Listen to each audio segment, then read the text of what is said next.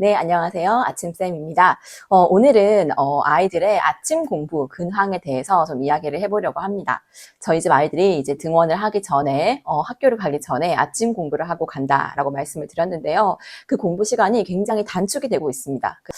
거의 애가 쓰이지 않았고, 아이들이 너무 자동적으로 탁탁탁탁 할 일을 끝내고 가더라고요. 그래서, 이렇게 그간 제가 어떻게 노하우를 쌓아왔는지를 좀 공유를 해드리면, 혹시 저처럼 아침에 애들 공부시키시는 분들에게는 도움이 많이 될 것 같다라는 생각에 영상을 찍게 되었습니다. 네, 바로 한번 시작해 볼게요. 믿고 따라가 교육 육아 책 정보는 어디 아침쌤의 에듀체리.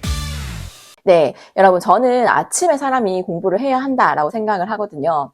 뭐 어떤 사람들은 저녁형 인간도 있겠지만 사실 그것은 뭐 패턴이 맞춰져서 저녁에 이렇게 하다 보니까 효율이 난 것이지, 많은 연구 데이터들을 보면 사실 사람들의 어떤 공부든 일이든 효율성은 잠을 잘 자고 난 다음에 아침에 가장 좋다라고 거의 결론이 나 있습니다. 그래서 아이들도 웬만한 공부는 다 하고 학교를 가는 게 맞다고 생각을 하고요.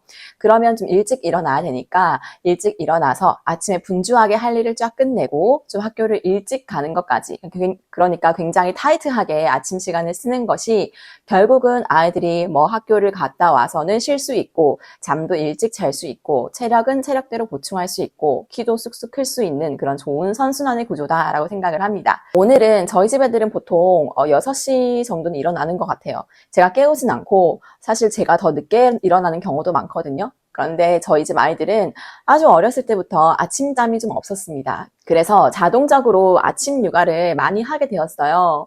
어느 날 이 아침 시간을 6시에 일어나면 시간이 많이 남으니까 조금 귀하게 쓰고 싶다라는 생각이 들어서 공부를 시작했던 것이 지금 이제 흘러 아침에 공부를 정말 다 하고 계획적으로 다 하고 뭐 독서도 하고 가는 그런 시스템을 만들었는데요. 오늘은 이제 거의 제가 애가 쓰이지 않았고 아이들이 스스로 그냥 쫙 펼쳐가지고 밥 먹고 요즘은 또 한글 영상 보기 이런 거 다 하고 심지어 놀다가 스스로 씻고 옷 입고 다 하고 그렇게 해서 기분 좋게 등원을 했습니다. 이게 어떻게 가능했는지 제가 몇 가지 팁들을 좀 골라봤어요. 한 가지씩 풀어드릴게요. 우선은 첫 번째는 아침은 라이트하게 먹어야 합니다. 그러니까 아침에 밥을 먹는 건 괜찮아요. 근데 밥에다가 반찬 여러 개에다가 뭐 국도 있고 뭐 씹어야 되는 게 너무 많고, 뭐 예를 들어 보자면 뭐 아침에 저희가 뭐 닭도리탕을 줄 순 없잖아요. 그런 것처럼 반찬이지만 좀 라이트한 반찬들, 그렇지만 단백질을 채울 수 있는 것들, 이런 것들 위주로 아이들이 조금 빨리 식사를 해결할 수 있도록 하는 게 좋은 것 같고, 그래서 제가 자주 이제 활용하는 메뉴는 삶은 계란 이런 것들로 아침에 이제 아이들 밥을 주거나 아이들 반찬을 주거나, 뭐 밥이면은 밥이랑 한 그릇 요리 해서 보통은 국이 집에 다 있으니까 그 국이랑 밥이랑 같이 준다거나, 또 좀 뭔가 좀 부족하다 싶으면은 아이들이 밥을 한 그릇 뚝딱 끝내고 후식을 주는 식으로 간편식으로 좀 돌리고 있고요. 밥을 빨리 먹어야 일단 애들이 좀 정신이 들고 좀 이렇게 씹으면서 몸이 좀 액티베이트 되는 것 같아요. 사실 두 번째 팁은요, 두 번째가 더 일찍 시간 순서로 일어나는 건데, 아이들이 일어나자마자 세수를 빡 시킵니다. 그리고 세수를 하고 옷을 먼저 갈아입혀요. 그러니까 뭔가 우리가 아침에 애들이랑 스트레칭을 하고 이런 거랑 똑같은 원리인 것 같아요. 정신을 깨우는 거죠. 씻고 로션 바르고 아침에 이제 옷을 싹 갈아입으면서 오늘은 어떤 옷 고를지 이런 거 이야기도 좀 하고, 그러면서 조금 이렇게 정신을 깨우는 그런 활동이 좀 필요합니다. 물론 스트레칭도 너무 좋겠죠. 자, 그러면 씻고 옷 입고 밥 먹고가 벌써 끝나버렸어요. 왜냐하면 애들이 밥을 뭐 엄청 빨리 먹진 않기 때문에 밥을 먹을 때 또 대화도 하고, 뭐 저 같은 경우는 책을 좀 읽어주기도 하거든요. 애들이 밥을 너무 늦게 먹으니까 제가 이제 그 애들 2명이랑 같이 대화를 하는 게 좀 힘들어요. 왜냐면 이제 정신연령 수준이 좀 낮기 때문에 아이들이 그 시간이 너무 소중하고 귀엽지만 걔네들이랑 대화를 막 티키타카 오고 가면서 밥을 먹을 순 없으니까 자연스럽게 제가 책을 읽어주게 되더라고요.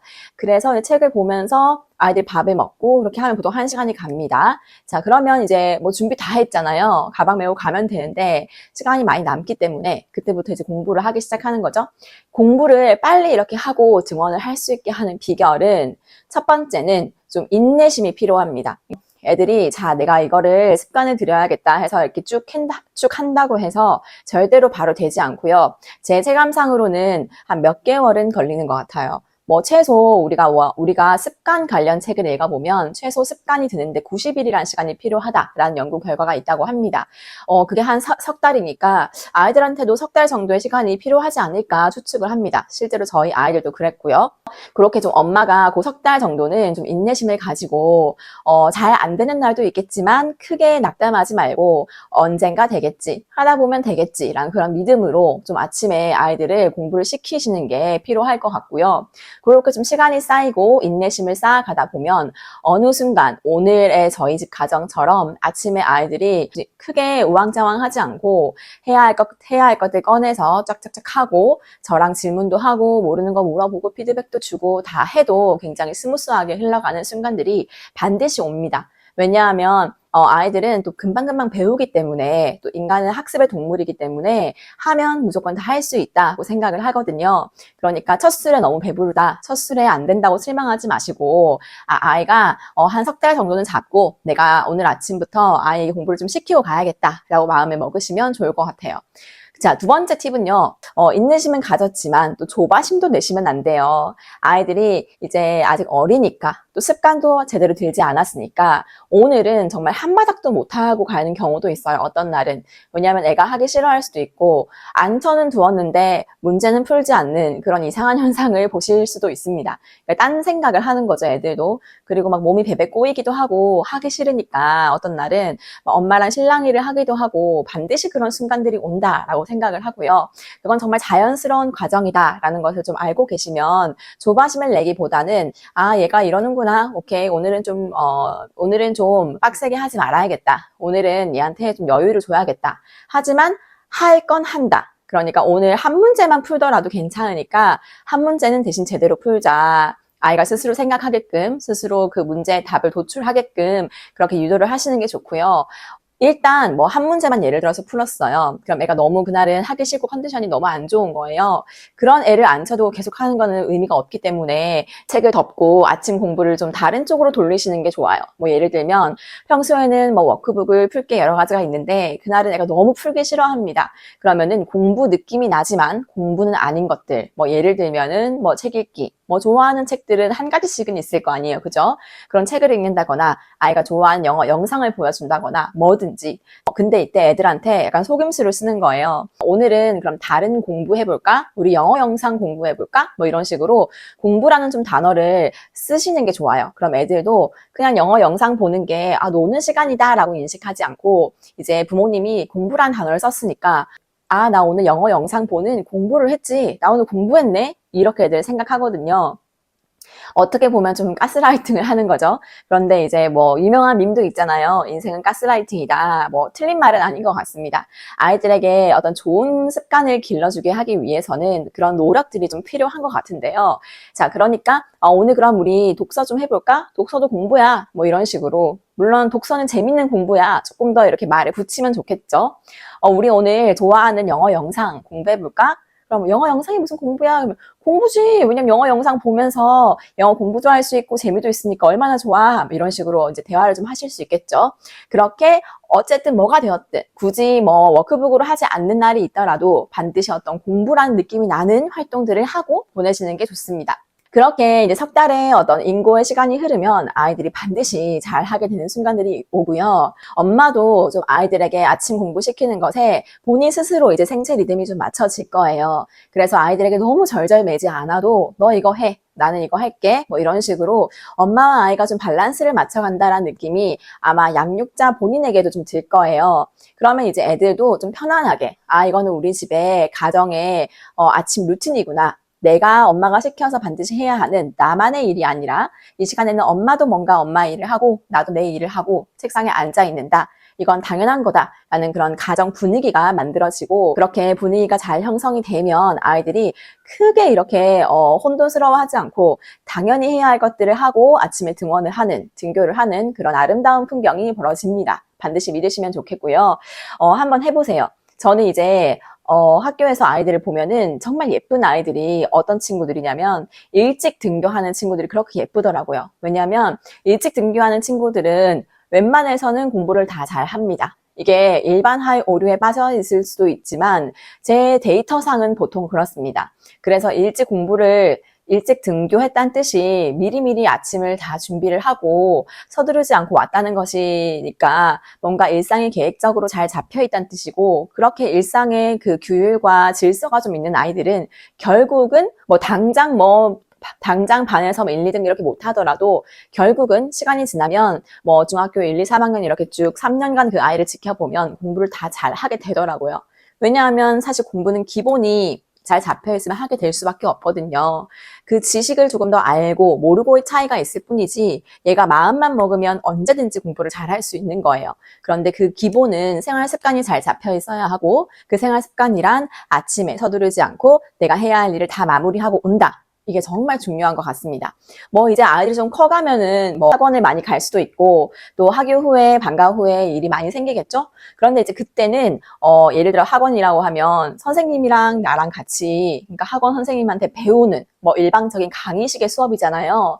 그건 사실은 공부라고 보긴 좀 어렵고, 이제 지식을 우겨 넣는 과정이다. 그런 과정이 좀 반드시 필요하긴 하니까, 그런 과정이라고 보는데, 아침에 하는 공부는 좀 다릅니다. 내가 필요한 공부의 양을 정해서 스스로 생각하는 시간이 아침 공부 시간이고, 그게 오히려 공부라는 그 목적에 맞게 좀 더 유의미한 시간이다라고 보면 됩니다. 이렇게 아침 공부를 습관을 들여서 대학을 잘 보낸 이제 선배 교사분들의 자녀분들에 대한 이야기도 많고요. 데이터가 많아요.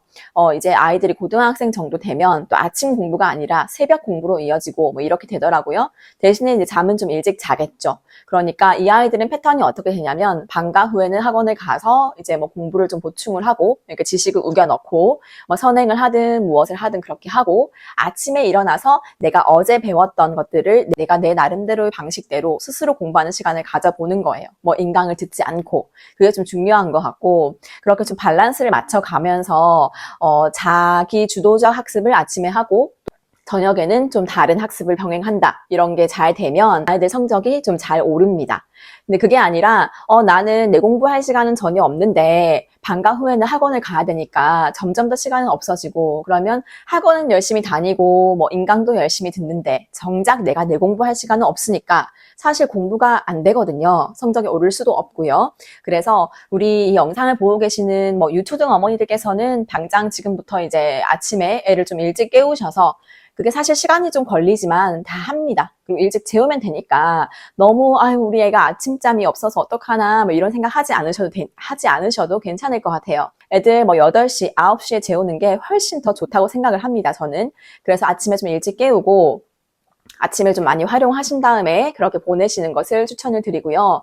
혹시 중고등학교 친구들의 학부모님들이 계시다면 아침 공부 시간의 목적은 자기 주도적인 학습을 할 수 있는 최적의 시간대를 만든다라고 생각하시면 좋을 것 같고, 한번 점검을 해보세요. 우리 애가 자기 주도적인 학습을 할 수 있는 시간대가 아침이 아니더라도 하루 중에 반드시 있는지, 학교 수업을 듣는 시간 빼고 또 학원 가서 선생님한테 강의 듣는 시간 빼고 그냥 자기 스스로 앉아서 공부할 수 있는 그 시간이 확보가 되어 있는지가 정말 너무 중요합니다. 그게 아침이면 더 좋고, 또 아이의 스케줄에 맞게 반드시 한두 시간 정도는 끼워 넣으셔야 한다라는 말씀을 드리고 싶습니다.